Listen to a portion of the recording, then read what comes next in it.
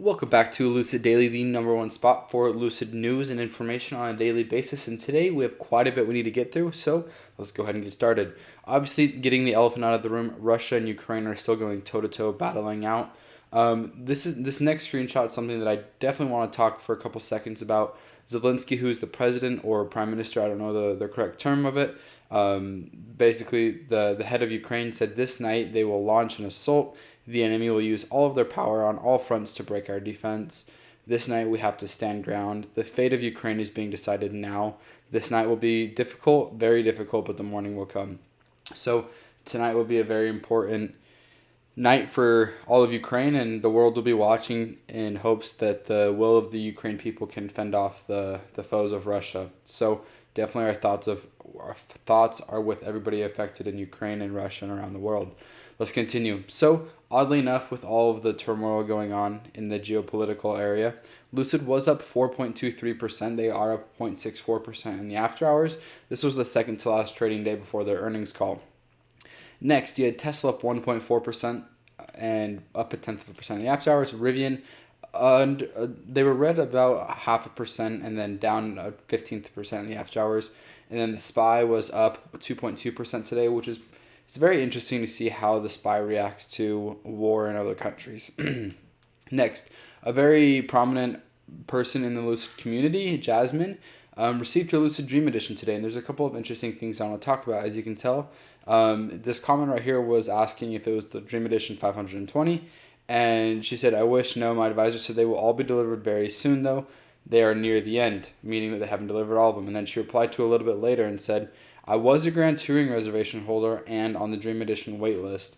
I was given the chance to upgrade when they added 20 extra Dream Edition production to match the EPA rating, first to 520. So what I can conclude by that is her delivery is between 500 and 520. It does not mean that we've seen that they don't deliver in order, so I would be hard-pressed to see. I don't think that... I think her number is between 500 and 520, but I don't know how many more they have left to deliver. There's no way of knowing that because they're not delivering them in order.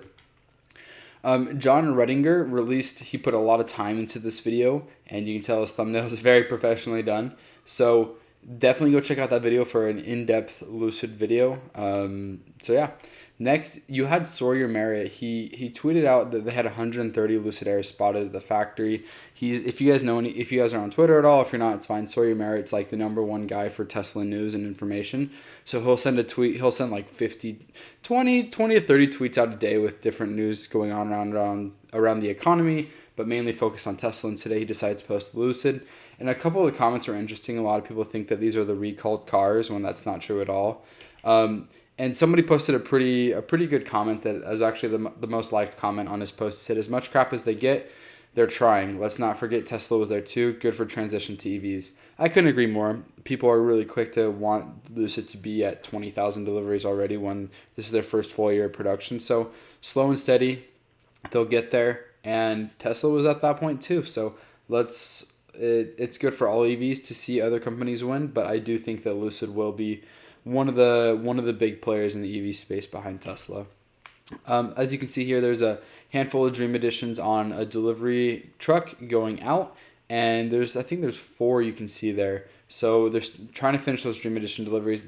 From the best I can tell, these are all just the Dream Edition wheels. There aren't any kind of Grand Tourings yet. So I was paying close attention to that.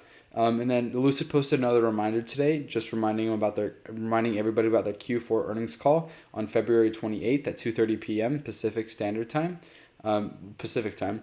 And shareholders can submit questions, upvote questions in advance, and selection of questions will be answered on the call. So I will be live streaming that, so make sure you subscribe because we'll have a good time, and that'll be a fun live stream. And then again, there's a lot of things going on in the world right now, so I hope everybody stays safe. And just remember, especially if you're investing to Lucid, earnings are something you need to pay attention to. I'll try to make a special episode this weekend with my prediction with earnings and everything going along with that. So with that being said, I hope you guys have enjoyed this video. I hope everybody stays safe, and if you get any sort of value, consider subscribing. Like always, we'll see you next time. Happy investing.